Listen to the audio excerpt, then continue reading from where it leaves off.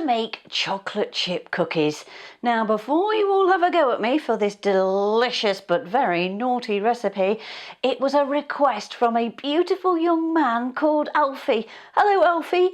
Alfie is a Cooking with Emily fan, and he loves producing a lot of the recipes. In fact, his mum showed me this week some fabulous photographs of him cooking some of our soups.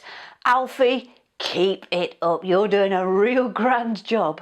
Now, Alfie, I know you want to make these beautiful, soft, gooey, chewy, delicious chocolate chip cookies. And I reckon if you ever make these for your school fair, not only will they be gone like a flash, but I think you'll definitely be made star baker.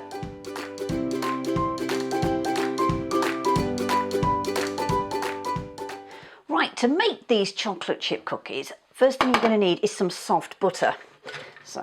And you have to have butter. It's no good using cheap margarine because it just will not have the same taste. So in that goes. So it is quite soft already. And then you are going to need your sugars. Now, I've got a mix here of demerara and caster sugar. Check the ingredients and you'll find out the exact proportions of which you should be using. And then you need to use half a teaspoon of vanilla extract. So that's about half a teaspoon. Make sure you use good vanilla bean extract because you will get good flavour. Essence is the nasty artificial stuff, so we want to be keeping away from that. Then we're just going to stick this in the mixer and we're going to put it on, and you want to whisk it until it goes really pale. You can see that the butter at the minute is quite yellow. Hopefully you'll be able to see there through the glass. But once you've whipped it, maybe this might take up to anywhere between 3 to 5 minutes. So you want to keep whipping it, and then we'll check it back in it in a minute, and then you can see what consistency and the colour you should be aiming for. Now, halfway through, you might just want to actually just remove the mixture from around the sides of the mixing bowl. You can see it congregates around here, and just so that you can get it really whipped up good. So 1 second. So just really go around the bowl and then just tap it off. And then what we're going to do next is whip it up really loud and quite fast now.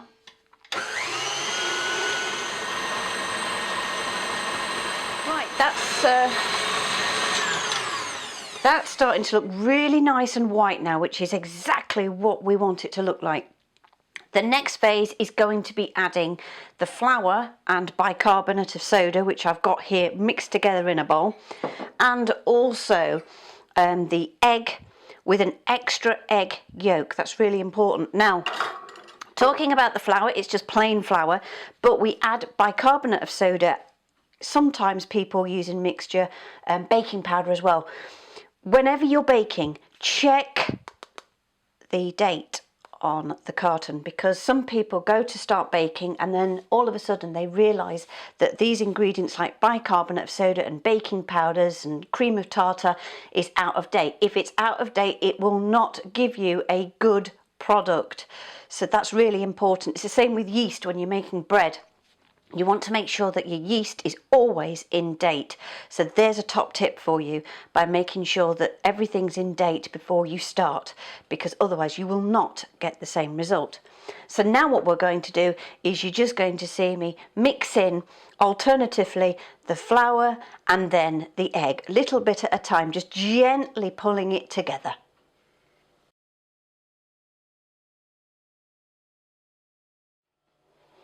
So I just alternated the flour and the egg there, and as you can see, it's almost looking very doughy, which is what we want. But there's something missing. Oh yes, it's those chocolate chips, isn't it? So we're going to add them. 1 bag, 2 bags. Yeah, I did say this was naughty. I'm not going to lie. And what we're going to do is probably this is going to be easier done if I now remove the hook, which is easier said than done when you have the camera in your way.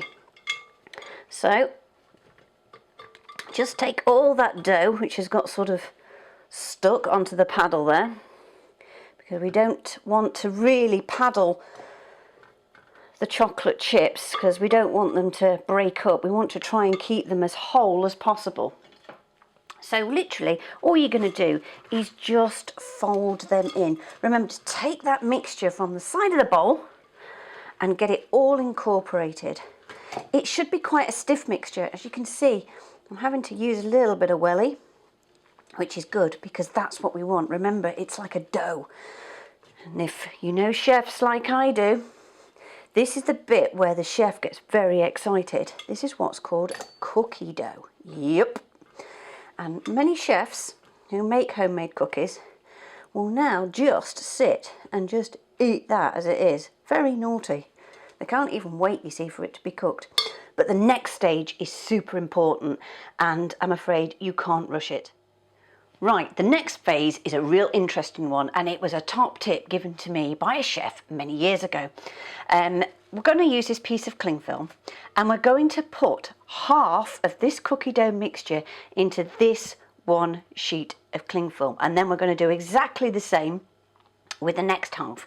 You are then going to put this in the freezer for around about, roughly, maybe 2 to 3 hours. So I think that's roughly half. It doesn't have to be totally exact. What you're going to do is you're going to sort of make it into a sausage shape, just very roughly. So you can see there, it's just made like that. And then you're going to put the cling film over, roll it over, give it a little, as if you're making a sausage there. And you're just going to maybe put another layer of cling film on that, and you're going to put it in the freezer, and you're going to do that the same for the other half of the mixture as well. So you've got your cookie dough sausages here, and you're probably wondering, why the freezer? Why do that step? What is so good about this tip? Well, if you've actually been placing the cookie dough into this cling film, you'll know how sticky it is, so it can be a bit of a tricky beast to handle. When you freeze it, all that butter goes solid again, and you can just slice through it to make the cookies, and it makes life so much easier. Now, you can also make these ahead. So I often have a batch of it in my freezer ready, and then when I've got guests coming, or it's a birthday party, or I just fancy a cookie, I get it out the freezer, I let it come more to room temperature, and then I bake them. So it's a real good recipe as well for making ahead. So I know it's really difficult to want to not bake the cookies now, but just resist, because it will give you a much better cookie at the end of it.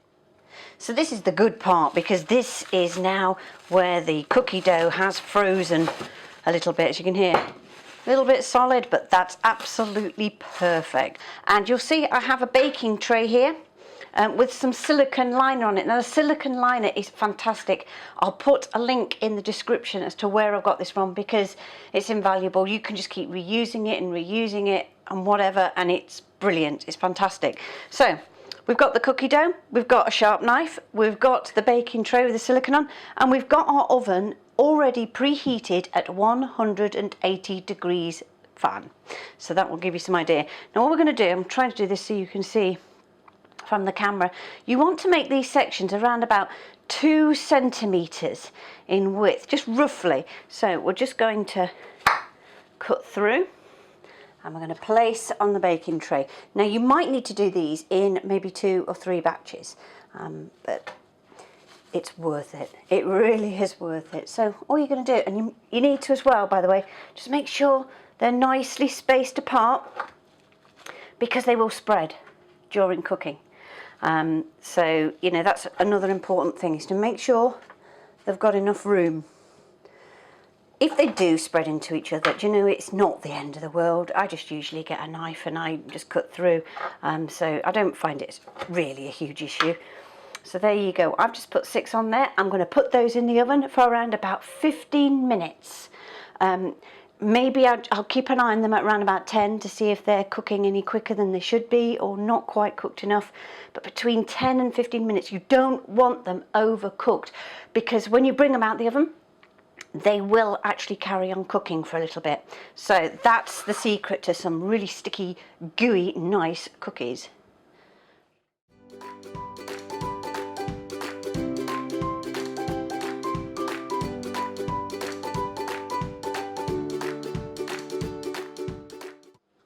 Now, as you can see here, this is one of the first batches of the cookies.